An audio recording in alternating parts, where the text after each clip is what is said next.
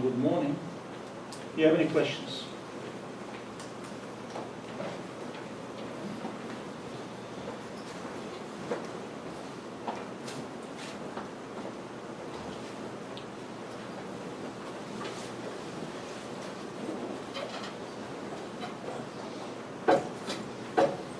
So last time we concluded with this impedance equation, driving point impedance equation, which is actually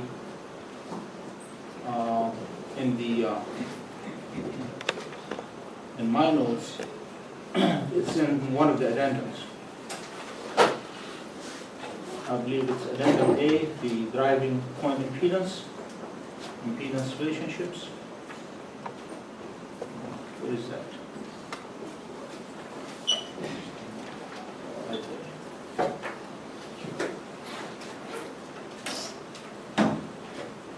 I don't need to use the projector right away, so I wonder if I can just lift this up and keep it there. Let's say laptop, and then screen controls.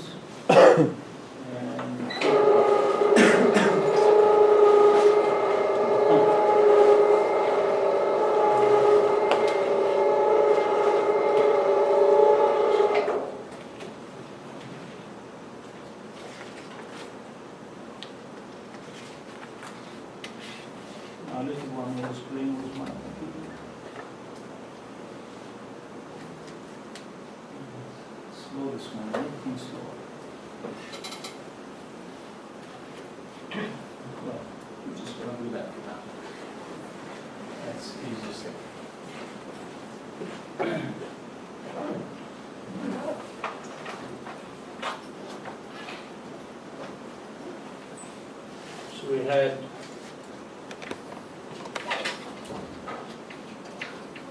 Z sub L here, right? And we talk about Z of Z.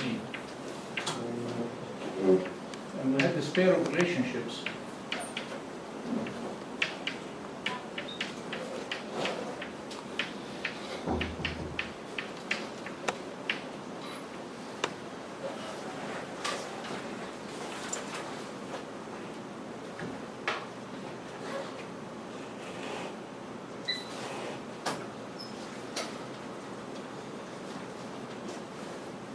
This is not smart at all. Let out projector. Okay. And gamma of Z is equal to Z of Z minus Z naught by Z of Z plus Z naught. This pair of equations here, actually it's one equation presented two different ways, and you can derive one from the other, because we always like to present both of them, because there will be differentiation for this mixture, as we will see later. These are the two equations here. So this is the equation, right? We'll call it one equation that is behind this mixture. And the importance of this equation comes from the fact that impedance relationships are the critical ones in transmission line issues. It's not the amplitude. If you recall, initially we had V plus and V minus and gamma and Z naught. These were the four parameters that came in the solution of the differential equation. We said these two are determined by the material, geometry, and frequency. If I know my material, if I know my geometry, if I know my frequency, I get Z naught and gamma. V plus and V minus were the signal levels, the wave going to the right and the wave going to the left. And later on, we modified this one here to a V plus and gamma, where gamma was the ratio of the V minus over the V plus, if you wish, at Z, so that's at Z, So that would become e to the gamma Z e to the minus gamma z, right? So V plus is dependent on our source, how much energy or how much signal are we pushing down the line. Gamma of z is related to the impedance levels. And gamma of z, as you can see here, is related to z of z, right? And in fact, we did some more development. Okay, we said gamma of z is equal to gamma of 0, if you wish, e to the 2 gamma z, which can be directly coming from this one here. This is your gamma of 0. And we can write it also in terms of gamma of L, e to the, that's going to be 2 gamma z d minus L. Let me see here if I remember that correctly. Gamma of L will be e to the 2 gamma L. Gamma of z will be that. You divide them, that comes out true. Okay. And gamma of L turns out to be ZL minus Z naught divided by ZL plus Z naught. So if I know my load impedance, which I should, right? It's part of the setup. Let me use a different color here. Suppose someone give you the load impedance, that's step number 1. So step number 2, you get gamma of L. Step number 3, you can get Z of Z, or gamma of Z, I'm sorry. Step number 4, you can get Z of Z right away. Right? You can get the impedance wherever you are. So you know your reflection coefficient anywhere, and you know your impedance everywhere. So given ZL, I can find gamma L, from which I can find gamma of Z, from which I can find Z of Z. So you can determine your impedance everywhere. And in the special cases where you have match,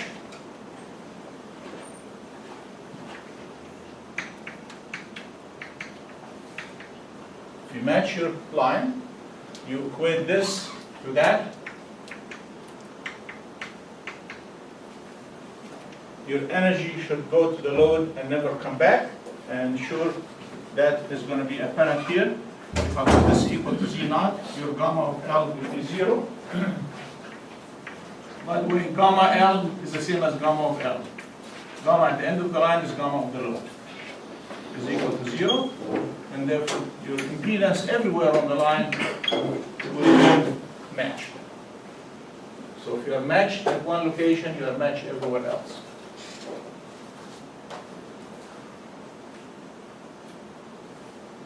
If you are mismatched,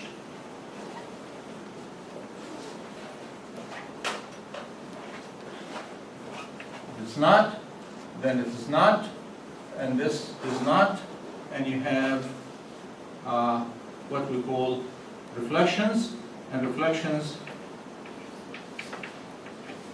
will result into what we call standing waves. The problem with standing waves is what? The problem with standing wave is distortion, is also fading, right?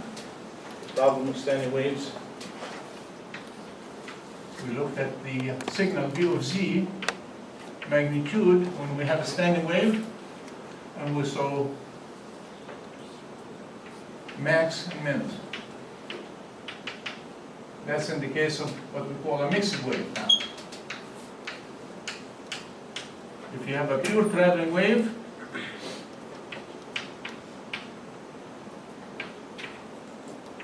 your magnitude is the same everywhere, pure traveling wave. Pure standing wave,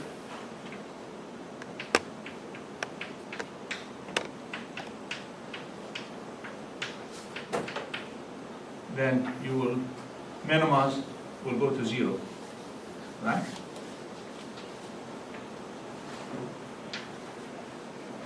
And obviously, the problem with both of these is that your reception is not uniform. Your signal doesn't travel uniform.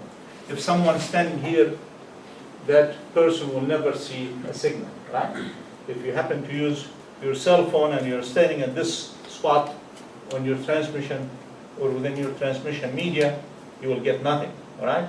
People here will hear a good amplitude, but over there, same thing here. Your signal varies and call that fading. Now, it's not just a matter of fading. I also mentioned distortion. So let's talk about matching and how important it is and why we would like to get rid of standing waves. There are two aspects to the story, right?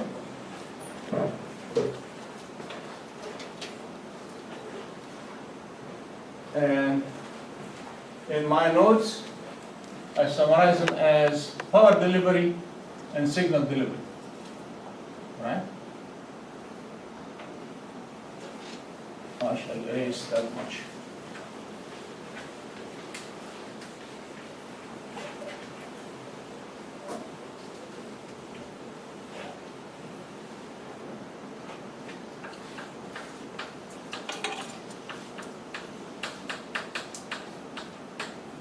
Let's talk here about issues, all right, resulting from standing waves.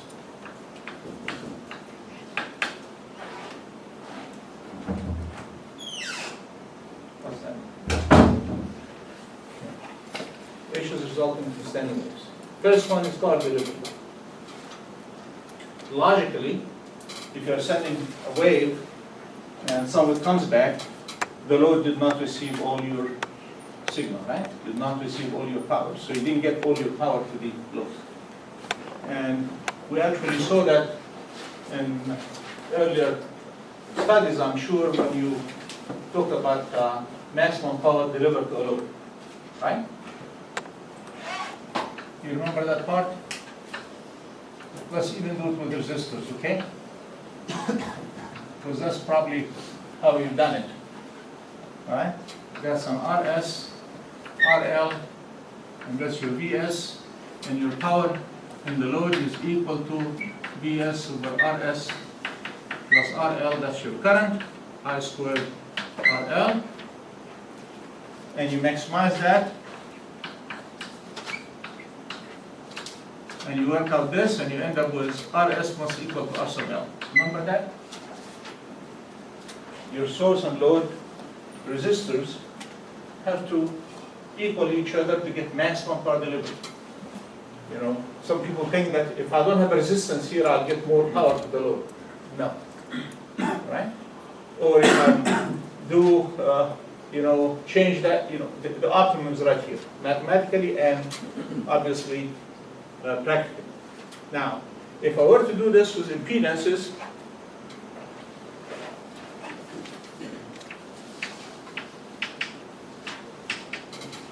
then the relationship here, is going to be with impedances, and obviously here it could be only the resistor part, so it's Vs over Zs plus Zl magnitude squared times RL, and you maximize that, you end up with Zs is equal to, or Zl is equal to Zs conjugate.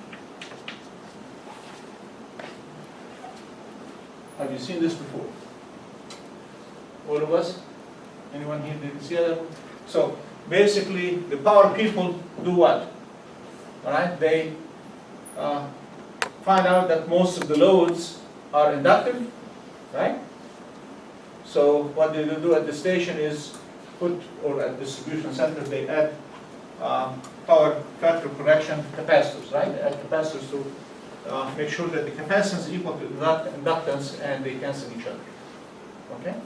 So that's the condition for maximum power delivery. It's the same thing with transmission lines. If I'd like to get the maximum power from my source,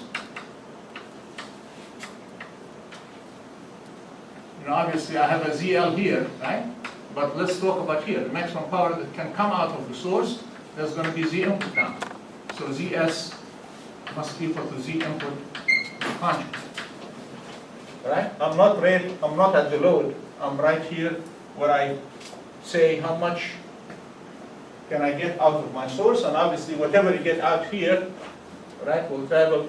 And so anyway, you do that kind of thing and you see that, or if you wish, you can do it alternatively by looking at a Thevenin's equivalent here, and now that becomes a Z Thevenin's, a V Thevenin's, and here's your load,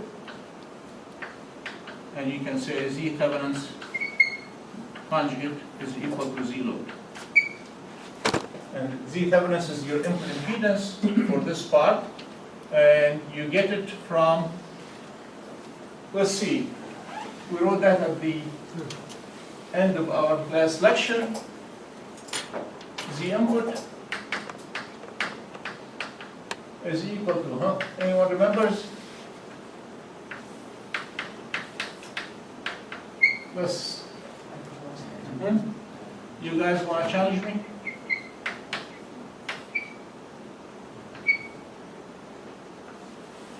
That's the 2, right?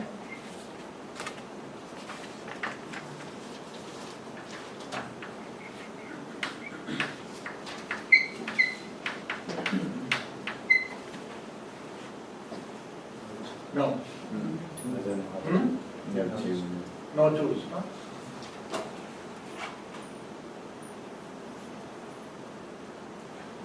And if you talk about lossless line, your gamma becomes J beta, right? That's the alpha disappears.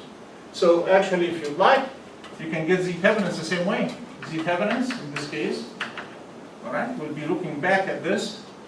So you short the source, it's going to be Z naught, and it's going to be ZS now in this case, or Z naught.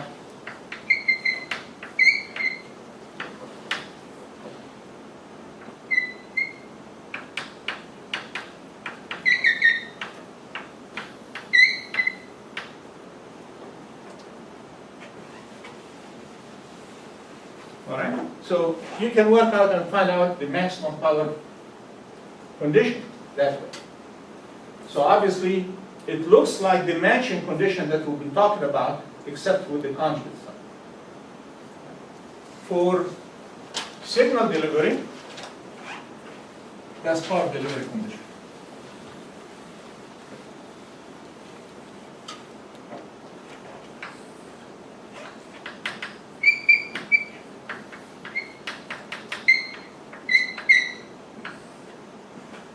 Obviously, if you have, let's just talk about it. If you look at it in sinusoids, you don't see it very well, right? But if you look at it in typical communication system nowadays, which is a digital world, right? You are sending a pulse,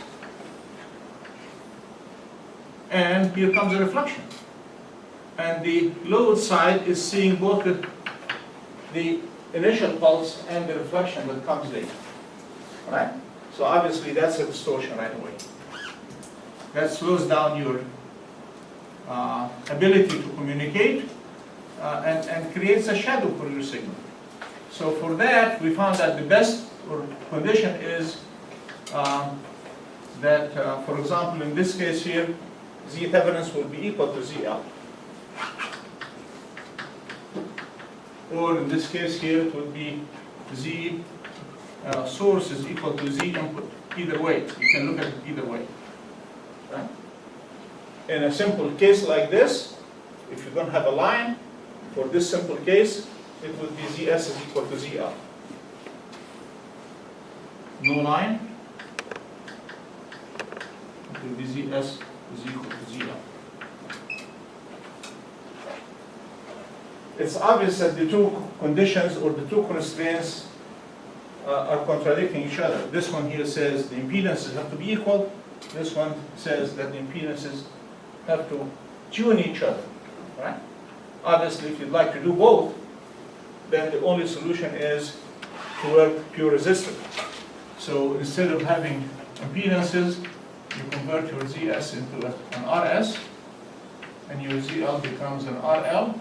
And we know that Z naught by typical situation is R naught if it is lossless for low loss, it's almost the same here. So if you were pure resistive, then maximum power and matching become one and the same.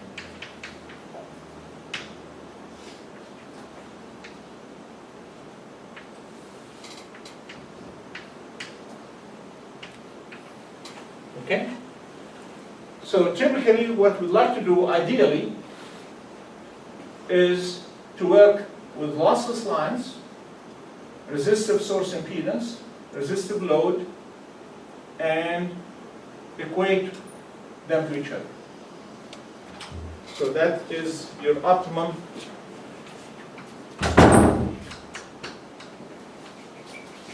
communication line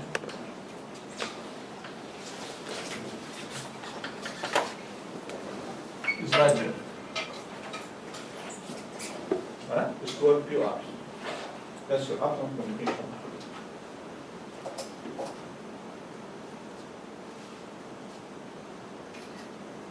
Otherwise, we'll have standing waves, right? Let's talk more about standing waves because we haven't really done all the analysis. We got pulled into that direction because there was a question about impedance, but nevertheless, it's not really a sidetrack. It's an important point that we needed to cover. While I have this expression in front of me here, let's work with it for a little bit more, because there are special cases here that deserve our attention.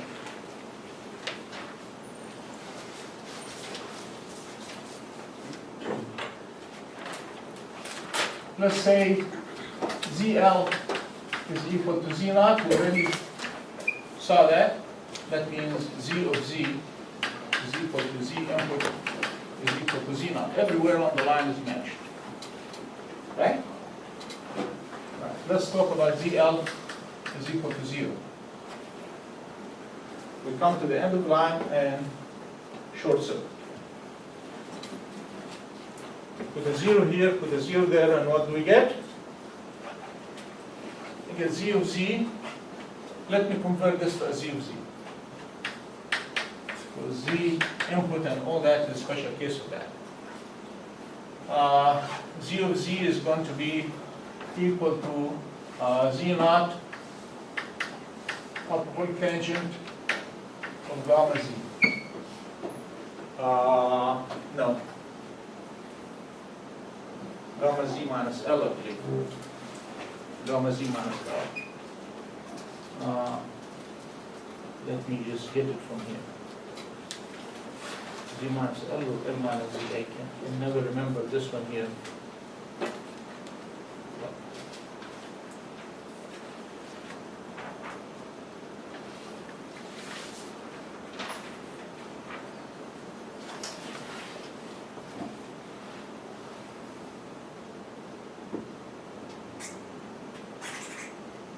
Yeah, L minus Z. Hyperbolic tangent of L minus Z. Yeah.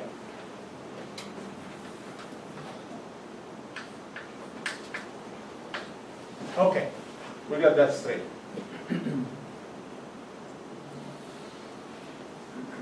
Let's take a simple case of losses. Because I don't think we are that familiar with the hyperbolic tangent function. Anyone familiar with it here that can graph it for us? One good reason for that is it's a complex function, and graphing a complex function means making it interface, right? So we take the simple case of losses. With the losses Z of Z, it becomes Z0, and we have J tangent of beta L minus Z. Tangent function, yes, we can graph that. Okay. First thing we discover is our impedance is pure reactive. Right? J, right there. So it's a pure reactive. So you take a line and you short it here and you see a reactance everywhere you go.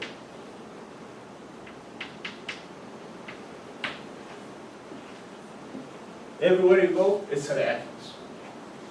It could be positive or negative because this could be positive or negative, right? If it's a positive reactance, then it becomes inductive.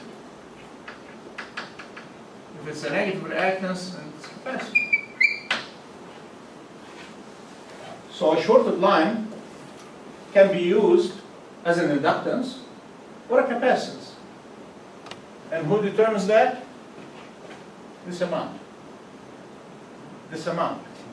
The length of that section. L minus Z is the distance. This is L, the length of the line, and Z is the location here. So L minus Z is this distance here.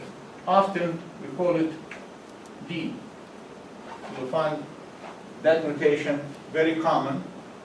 Instead of talking about L minus Z, we call it D, or the distance from the loop. The distance from the loop. Okay? So if I were to do the tangent function versus D, and I'm doing D now this way, Z goes right, D goes left.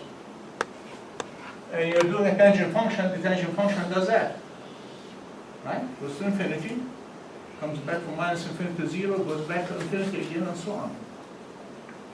That's your tangent function. So that's your x of Z.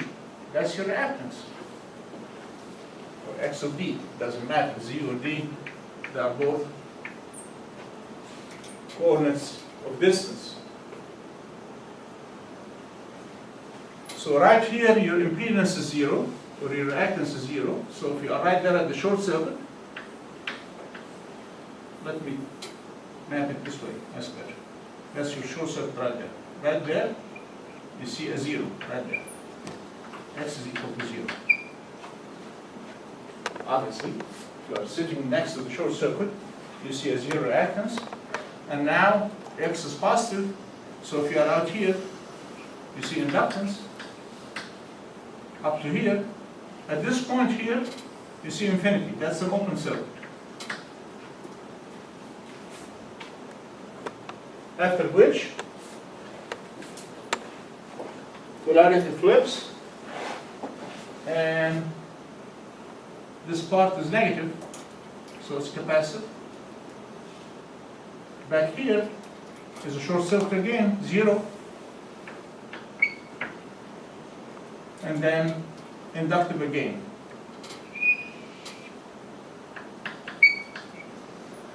My distances are kind of crooked here. Obviously, all these are equal distances. So, I'm going to do this one properly. Open this up a little bit. Inductive again. So the same line, sitting next to the short, I see inductance. I keep moving, the inductance increases. Open circuit, capacitance, short circuit, inductance, open circuit, and so on and so forth. It repeats every what? Can anyone tell me?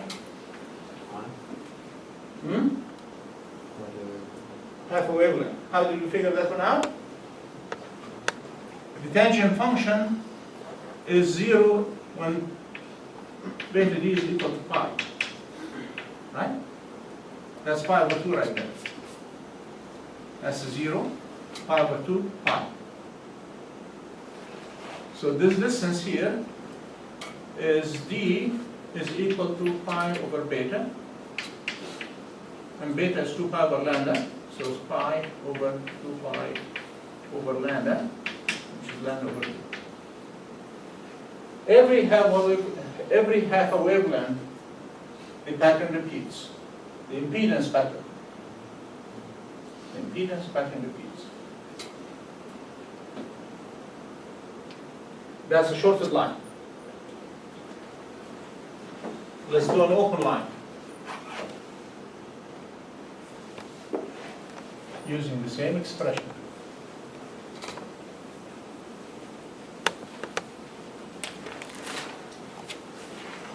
Why is this important? Simply because when we started our discussion, we said the wavelength is so short that line length is very critical. A millimeter of wire can cause a disaster in the millimeter wave region. Right? If the wavelength is 1 millimeter and you have a millimeter of wire, then obviously from one end to the other your wave and voltage fluctuated a lot. Right? So how can we build an inductor at these frequencies? Are we going to line wire? Impossible. Right? How can we build a capacitor? We're going to have two parallel plates? Impossible. So what we do is we use a controlled geometry configuration, like a transmission line, and we cut the right length. And we use that as an inductor or a capacitor. Right? By designing sections of transmission line or section of transmission media in general, we'll do the same thing with ducts. By designing sections of transmission media, the right length, I can get me an inductor or a capacitor. If this is too short, when you are cutting or designing and it's too short or physically impossible to design, you can make it that long, right? This repeats again here. So if your length here is too short to physically implement in your construction, you can go that far. You get the same exact length. So either D or D plus lambda over 2, or multiples of lambda over 2. Obviously, the more length you have, the more chances you are adding resistive loss, right? So you really don't want to do that. You don't want to add too much. So there's always that trade-off in your design and usage of those numbers. Capacitive, same thing. We're going to see also reactance. Let's put 0 of Z, and we'll make this a D here, right? And, or Z of D, it doesn't matter, Z of Z or Z of D. We're going to make ZL infinity.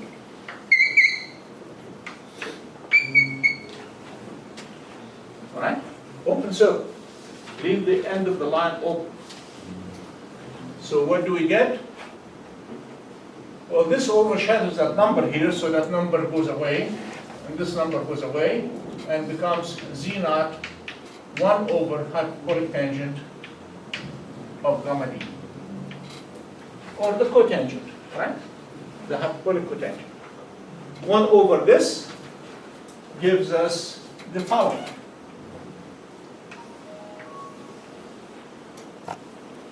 You come from, no.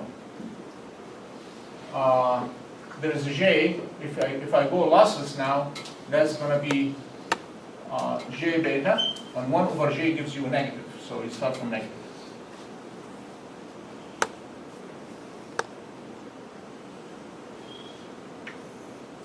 Right?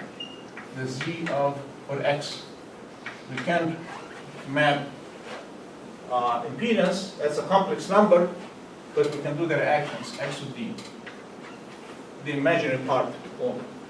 So you start capacitive, and you flip to inductive, and then you go capacitive again, and then you go inductive again. Right? And again, the distance here is line number 2. Same thing. The only difference is you start at the open circuit and you see capacitance. And it makes sense, right? Here it is. Look at this. The end of the line is just, you know, 2 conductors that are spaced by an insulation. That's a capacitor. If I make it longer, obviously capacitance and inductance and capacitance and inductance, you know, it's a distributed system, right? In this region here, the inductance part overshadows the capacitive part and you get inductive. Here the capacitive part overshadows, here the and so on and so forth. You see? That's how you justify physically. You got inductance and capacitance, and depending on where you are, which one overtakes the other one. So again, you can do the same thing with an open line. So I have 2 choices. Either you do a shorted line or an open line. If you are a designer, which one would you use?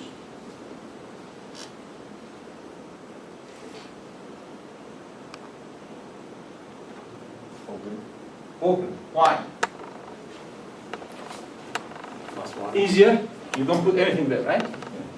But if you have a line that's open, what about the radiation coming out of that? Right? You've got electric field between these two, and the electric field is time varying, and obviously it's going to be radiating in open space. So the issue with open circuit, I'm going to show you the issue with short too, don't worry. There's always a trade-off. It's not a one-sided story. All right? The problem here is radiation fields, all right?